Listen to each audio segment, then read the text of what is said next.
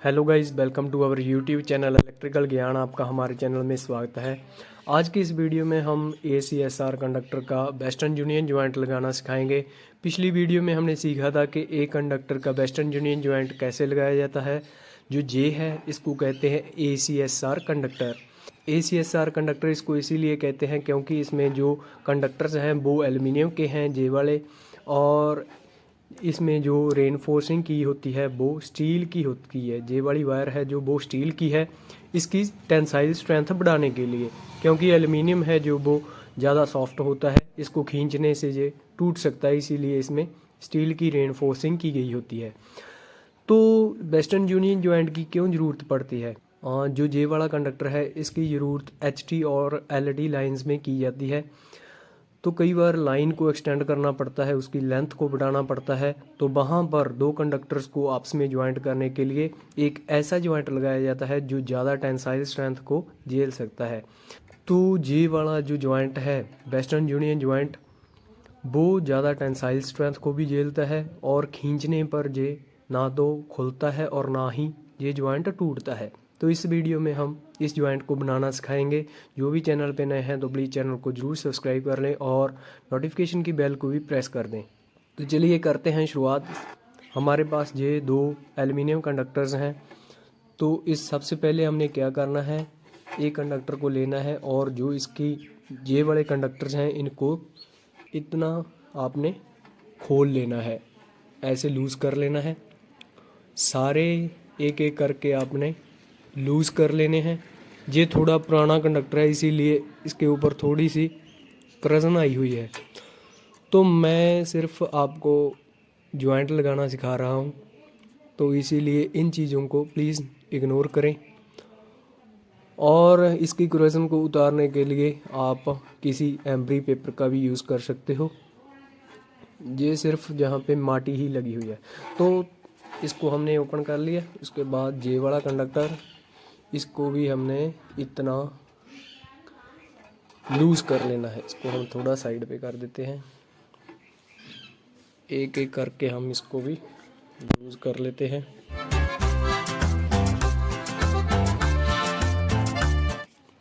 तो इसको भी हमने ऐसे लूज़ कर लिया और इसको एक कपड़े की मदद से साफ़ कर लेंगे, क्योंकि इसके ऊपर भी थोड़ी रस्टिंग हुई पड़ी है।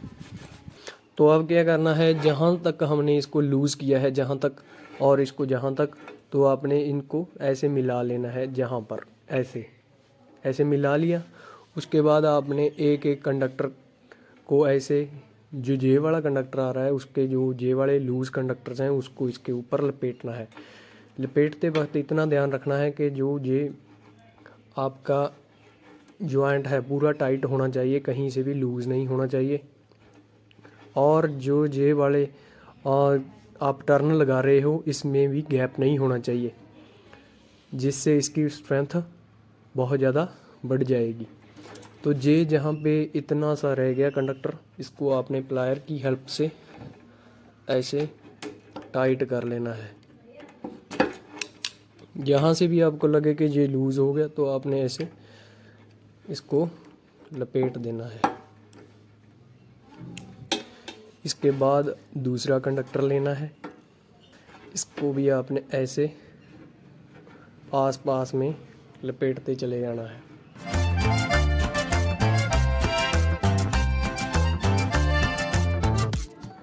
ये बहुत ज़्यादा मजबूत ज्वाइंट बनता है। आप कहीं पर भी देख सकते हो, अगर आपके पास से कोई डिस्ट्रीब्यूशन लाइन या फिर 11 kV की लाइन जा रही है तो आप वहाँ पर इसको देख सकते हो, ये ज्वाइंट लगा हुआ। ये लाइनमैन्स के लिए बहुत ज़्यादा इम्पोर्टेंट होता है।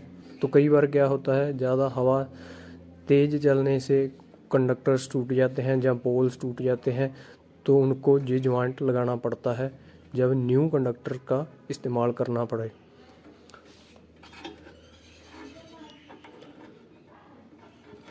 तो अगर आप भी लाइनमैन या फिर इलेक्ट्रिकल की लाइन में जाना चाहते हो तो आपको भी सारे ज्वाइंट्स बनाने आने चाहिए।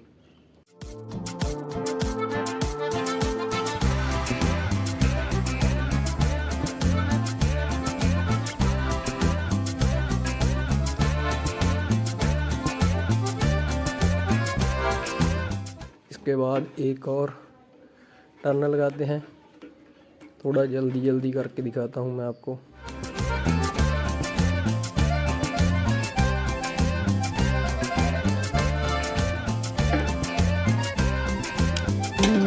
ये देखिए, इसके बाद ये हमारे पास स्टील वायर बच गई, इसको हम बाद में करेंगे। इसको आपने क्लॉकवाइज डायरेक्शन में लपेटा, इसको आपने एंटी क्लॉकवाइज डायरेक्शन में लपेटना है ऐसे, जिससे इसकी मजबूती और बढ़ जाएगी।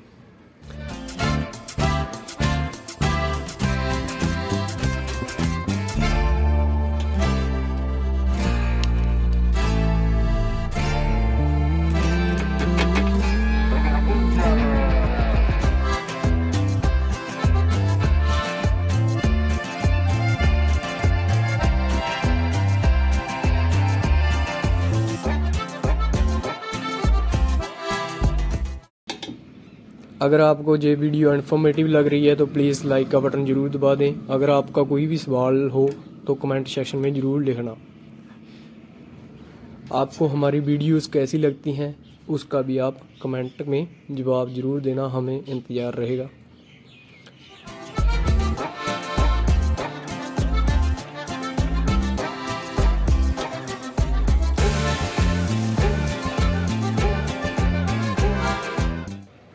जो मैं आपको कह रहा था कि इसमें स्टील की रेनफोर्सिंग की गई होती है, वो ये वाली वायर है। अगर आप इसको प्लायर की हेल्प से काटना चाहोगे तो आपके जो प्लायर की जे वाला कटर है वो ख़राब हो सकता है। तो इसीलिए इसको या तो चीज़ल की हेल्प से काटा जाता है या फिर इसकी जो जे वाली साइड है उससे आप कट कर सकते हो, लेकिन प्लायर से बहुत ज़्यादा हमें फोर्स लगानी पड़ेगी। तो वो भी मैं आपको काट कर दिखाऊँगा कि कैसे हम इसको कट कर सकते हैं।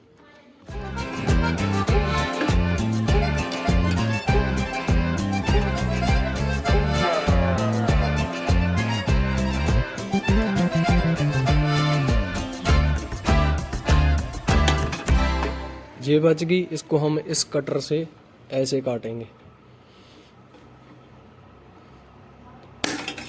ये देखिए, यहाँ से काटी और ये रही वायर। स्टील वायर को काटने के लिए बहुत ज़्यादा फोर्स लगानी पड़ी और हमारा प्लायर भी ख़राब नहीं हुआ। तो ऐसे थोड़ा सा दिमाग का यूज़ करेंगे तो हमारा जो काम है वो भी परफेक्ट होगा और हमारे जो टूल्स हैं वो भी ख़राब नहीं होंगे। तो ये लास्ट वाली टर्न बच गई थी, तो इसको भी हम ऐसे ही लपेटते चले जाते हैं और हमारा जो जॉइंट है वो लगकर रेडी हो जाएगा।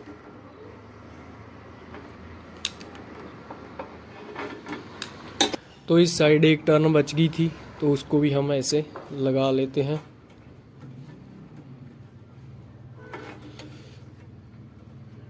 अगर आप थोड़ा लंबा जॉइंट बनाना चाहते हो तो आपने क्या करना है, जो हमने पहले वायर्स थोड़ी लूज़ की थी उनकी लेंथ को आपने 1 फीट तक एक्सटेंड कर लेना है। हमने थोड़ी कम की थी, इसीलिए हमारा जो जॉइंट है वो थोड़ा छोटा बना है, लेकिन ये भी जॉइंट बहुत ज़्यादा मजबूत है। अगर हम इसको बहुत ज़्यादा फोर्स लगाकर भी खींचेंगे तो ये नहीं खुलने वाला। तो ऐसे ये जॉइंट बहुत ज़्यादा मजबूत होता है, इसीलिए इसको LT और HT लाइंस में यूज़ किया जाता है। वहाँ पर किसी भी और प्रकार के जॉइंट का यूज़ नहीं किया जाता। जो ज़्यादा बड़ी ट्रांसमिशन लाइंस होती हैं वहाँ पर क्या करते हैं, तो वहाँ पर कंप्रेशन जॉइंट का यूज़ किया जाता है।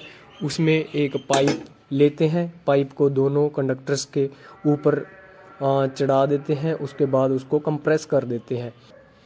तो आप देख सकते हो कि जो हमारा वेस्टर्न यूनियन जॉइंट है वो बनकर रेडी हो चुका है। अगर हम इसको दोनों तरफ से खींचना चाहें तो ये जॉइंट नहीं खुलेगा। वायर कहीं से तो ब्रेक हो सकती है, लेकिन ये जॉइंट नहीं खुलने वाला। क्यों? क्योंकि जो जे वाली टर्न्स हैं इस कंडक्टर की, वो जब हम इसको यहाँ से खींचेंगे तो जे इसको रोक लेगी इधर को जाने से। जब हम इसको इधर से खींचेंगे तो जे वाली टर्न्स इन टर्न्स को रोक लेती हैं, इसीलिए ये जॉइंट बहुत ज़्यादा मजबूत होता है। इस जॉइंट को बनाते समय यही बस ध्यान में रखना होता है कि जो जे टर्न्स हैं वो टाइट होनी चाहिए और इनके बीच में गैप भी नहीं होना चाहिए। जो जे वाले इसके सिरे होते हैं, एजेस होते हैं, इन टर्न्स के, उनको आपने प्लायर की मदद से अच्छी तरह दबा देना है। कहीं पर ये ऐसे उठे हुए नहीं होने चाहिए, तो ऐसे इन चीज़ों का ध्यान रखना है। तो उम्मीद करता हूँ आपको वीडियो अच्छी लगी होगी। जिन्होंने अभी तक भी हमारा चैनल सब्सक्राइब नहीं किया तो प्लीज़ सब्सक्राइब जरूर कर लें, क्योंकि इस चैनल के ऊपर हम ऐसी ही इन्फॉर्मेटिव वीडियोस लेकर आते रहते हैं। तो मिलते हैं किसी और जानकारी भरी वीडियो में, तब तक के लिए रब रखा।